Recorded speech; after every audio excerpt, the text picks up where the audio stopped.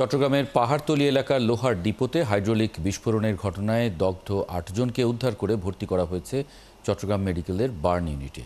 সেখানকার খবর জানাতে আমাদের সঙ্গে হাসপাতাল থেকে যুক্ত হচ্ছেন সহকর্মী প্রণবেশ চক্রবর্তী। প্রণবেশ, দগ্ধদের মধ্যে আশঙ্কাজনক অবস্থায় কেউ আছেন কিনা একটু জানাবেন, এবং তাদের শারীরিক অবস্থা কি, ডাক্তাররা কি বলছেন? সাগরিকায় লোহার বিভিন্ন যন্ত্রপাতি যেখানে রাখা হয় সেখানে হাইড্রোলিক জগ বিস্ফোরণের ফলে ৮ জন অগ্নিদগ্ধ হয়েছেন। তাদের মধ্যে ৮ জনকেই চট্টগ্রাম মেডিকেল কলেজ হাসপাতালের যে বার্ন ইউনিট রয়েছে এখানে আনা হয়েছে। তো আমরা যেটা দেখতে পাচ্ছি এবং ডাক্তারদের সাথে কথা বলে আমরা যেটা জানতে পারলাম, এখানে ৩ জনের অবস্থা খুবই আশঙ্কাজনক। তার মধ্যে ২ জনকে ঢাকার যে বার্ন ইউনিট রয়েছে সেখানে তাদেরকে ট্রান্সফার করা হয়েছে অলরেডি। আরেকজন আইসিইউতে ভর্তি আছেন এবং এখানে চট্টগ্রাম মেডিকেল কলেজের বার্ন ইউনিটে এখন ভর্তি আছে ৫ জন। এখানে ৫ জনের মধ্যে আমরা যেটা দেখতে পাচ্ছি যে তাদের কারো কারো ৩০ থেকে ৩৫-২৫% এরকম দেহের বিভিন্ন জায়গায় পুড়ে গেছে। তবে এখনো পর্যন্ত চট্টগ্রাম মেডিকেল কলেজের বার্ন ইউনিটে তাদের চিকিৎসা দেওয়া সম্ভব হবে বলে এখানকার চিকিৎসকরা আমাদেরকে নিশ্চিত করেছেন। কিন্তু অপর ৩ জন যারা, তাদের অবস্থা খুবই আশঙ্কাজনক। একজন আইসিইউ এবং অন্য ২ জনকে ঢাকা বার্ন ইউনিটে তাদেরকে রেফার করা হয়েছে। তাদের অবস্থা আসলে ভালো নয়, এটা ডাক্তারদের পক্ষ থেকে বলা হয়েছে।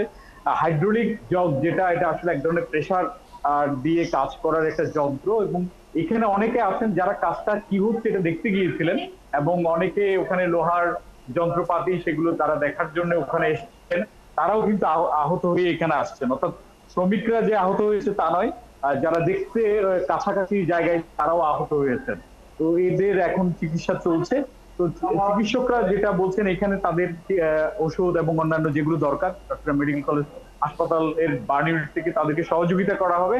তবে এই বার্ন ইউনিটের পরবর্তীতে অর্থাৎ তাদের প্রাথমিক যে কাজকর্ম এরপরে আসলে তাদের মূল ব্যয়ভারটা শুরু হয়।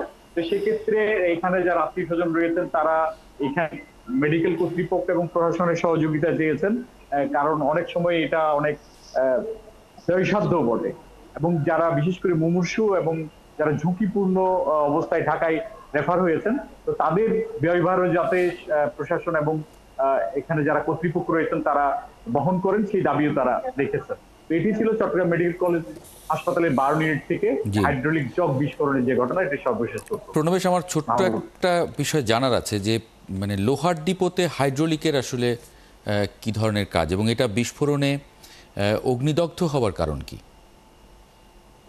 এখানে লোহার পাতগুলোর কাজও চলছিল পাশাপাশি, আর হাইড্রোলিক যে জগ এটা দিয়ে মূলত প্রেসার দিয়ে বড় ভারী যে জিনিস সেই জিনিসগুলোকে উপরে তোলা বা এগুলো স্থানান্তরের কাজগুলো করা হয়, এতে প্রেসারের মধ্যে থাকে। তো এখানে প্রেসারের অনেক গ্যাস কিংবা এই ধরনের পদার্থগুলো সেখানে উচ্চ চাপে সেখানে থাকে। ফলে যখন কোনো স্পার্ক কিংবা এরকম কোনো বিষয়, যেহেতু পাশে লোহার পাতগুলো সরানো হচ্ছিল, সেখানে ওয়েল্ডিং এর কাজও হচ্ছিল, ফলে সেখান থেকে স্পার্ক গিয়ে যে উচ্চ চাপে যে গ্যাসগুলো এখানে আছে সেখানে হয়তো স্পার্ক হয়ে সেটা পাশে ছড়িয়ে পড়েছে শব্দ নিয়ে। এটি বলছেন যারা এখানে আহত হয়েছেন তারা এবং আশপাশে যারা ছিলেন প্রত্যক্ষদর্শী যারা।